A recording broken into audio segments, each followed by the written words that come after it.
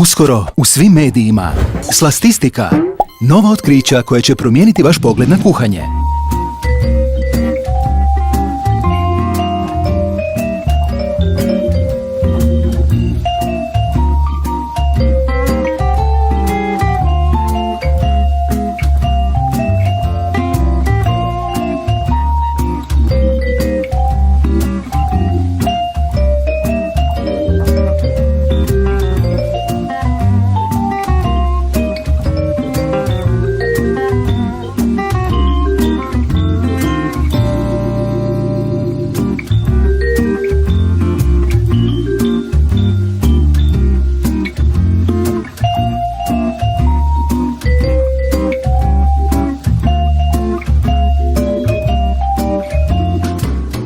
65% ljudi misli da za kolače treba imati žicu.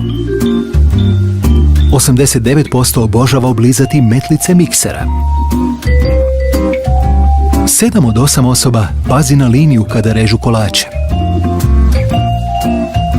9 od 10 onih koji rade kolače omiljeniji su u društvu. Kuhanje troši 54% više kalorija od gledanja televizije, potvrdila Slastistika. Kuhanje opet in. Zvijezda margarin.